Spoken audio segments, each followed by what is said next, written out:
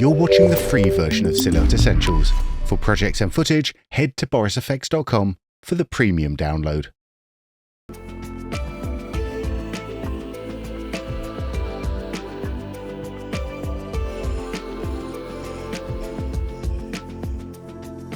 And now we find ourselves in the Clean Plate comp session. I've done my comping in stages so you can see my process. There are definitely lots of parts to this manual/procedural paint shot. So if I play this through, you can see that I have my clean plate in here and I have a matte of where the rig was. So here is my original sequence here, and I have my oversized frame here, and then I need to apply the tracking. So in order to do that, you bring in a transform node, and then you bring in a roto node which has the tracking, and I did that by just copying it from the other session. So I copied my point tracking roto node here, and then in the transform node, you make sure that you select the tracking that you want. And that's all I had to do for this shot. And then with my composite node here, I piped that in to the BG, and I have my clean plate transformed into the foreground image. And then I have to also use a matte to bring in the clean plate. And so in this case, I'll just hook this up to the source. You can see I've used this matte here, and let's just change the color. I'll just make it green, and now it's easier to see. So there's a couple ways to do this. Either I can matte in my clean plate by just using the matte from my tracking, just reused it. It's really easy. Or I can use a larger matte. So let's just take a look and see what this looks like. Go to the compositing node here. I'm just going to brighten my viewer a little bit. So the option would be to use a matte for just where the rig was, or to use a matte to cover more of the clean plate. So when I play this through, it's not quite what I want. You can see the rig moving through here, the matte. There's some slight color differences. And you can really crank the viewer if I up the gain here. And then just change that even a little bit.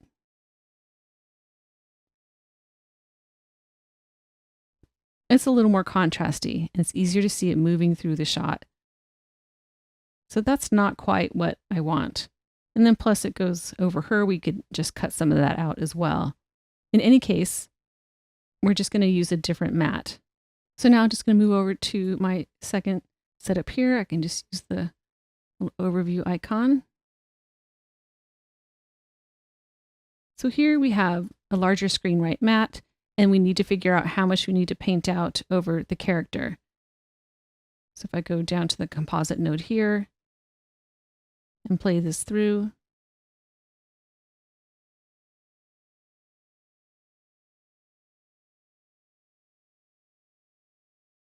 you can see that it's just going over her, and we have to paint that out. And we'll take a look at our matte as well. So what I've done here is, I'll just zoom out. I've made a large matte, and I've feathered it off to the side. If I click A, you can see the alpha. So I've been able to retain part of the original plate because there's a little bit of a color difference up here that was variable, and I thought it might be nice to have that. So I can just unhook this.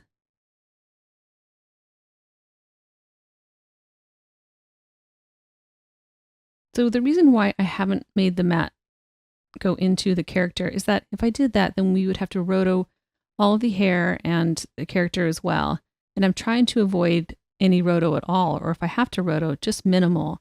And then as her hand occludes, goes over the clean plate, if I didn't make this subtractive matte, then we would not have her hand there. So in the roto clean plate here, you can see that I have the hand hold out, which is a subtractive shape over the matte for the wall. So now that we've gotten this far, and I've played it through, my tracking looks good. I actually didn't have to make any extra transforms. We just need to figure out how much to paint out. And so what I've done is I've rendered this out as a little paint ref pre-comp. So that way, when I bring it into my painting session, I can reference this and see, okay, how much do I have to paint out? And so we'll go to that session next. So now we find ourselves back in the paint and tracking session. And I've also brought in my comp paint ref, and I'm going to open that up in an additional viewer. I'm going to press the plus button here, and I'm going to select the comp paint ref. And I'm going to nestle that into the left and zoom in a little bit. Right now I have my viewer set to synchronize, but that's a preference that you can change if you want. So now when I'm painting, I'm on the paint node here, I can see exactly what needs to be painted out and how far into the clean plate area. And then when I'm starting the paint for over her, I'm going to break it up into 3 parts: the face, the hair, and the background that needs to be painted out. And that way I can stay more consistent as I go through the shot. If I'm trying to paint out her face and the hair and the background each frame each time, it might not help me to be as consistent as I want to be, because I'm looking at 3 different areas for each frame. So I just stick to one, then that will be more efficient. Okay, let's find a frame to paint out, and we'll just start with this frame here. So I'm going to look for a nearby source that would work, either the frame before or after, because that's where the color is going to be the closest. I can use my presets here, either clicking on them or using the hotkey shortcuts. And I'm just visually lining it up. It's kind of an organic process.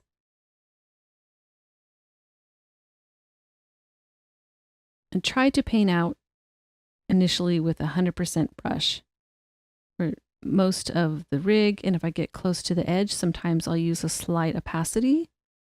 So now I'm running into the rig from the source frame.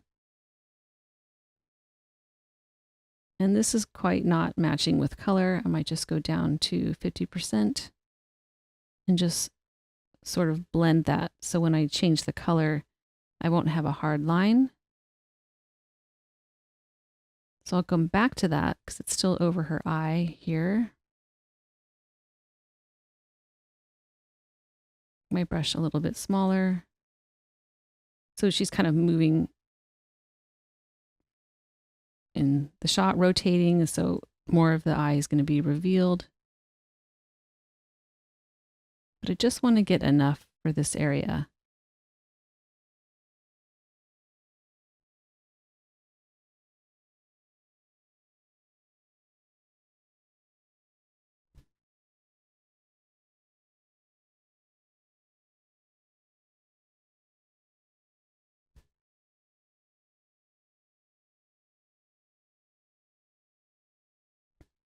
So you can see here, it's a little pink here, and this is a little yellow.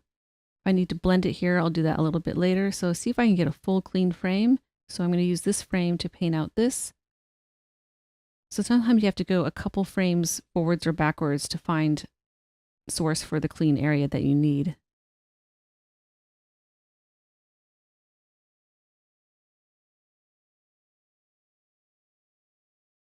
Okay, it looks like my frame is not going back. I might have to edit that. Let's just unlock that, and I will make my source the frame before and then lock that again.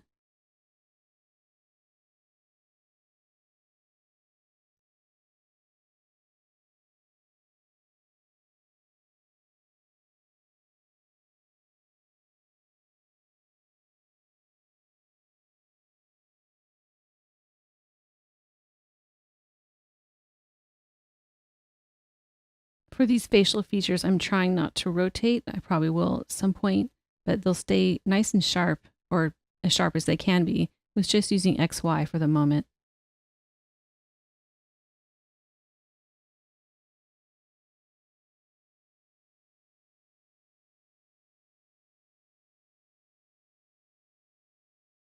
So sometimes this frame will be part of the frame before and part of the frame after, a little bit of blending.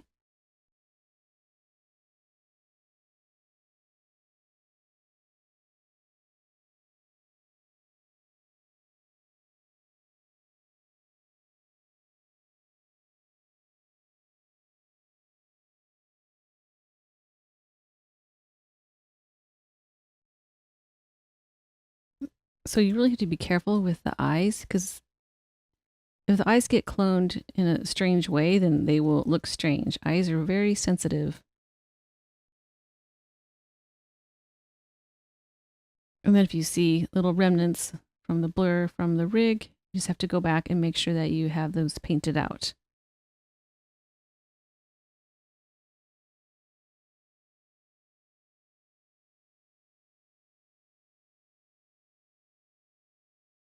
And don't be afraid to use a nice big brush.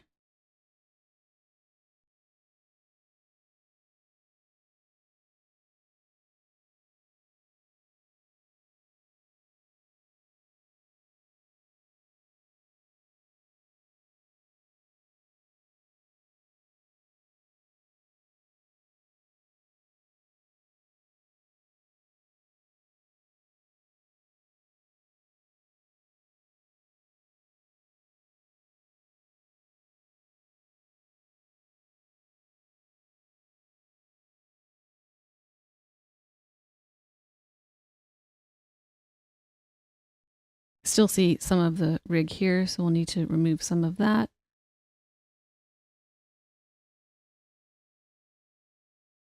And I'm just going to use a very light opacity.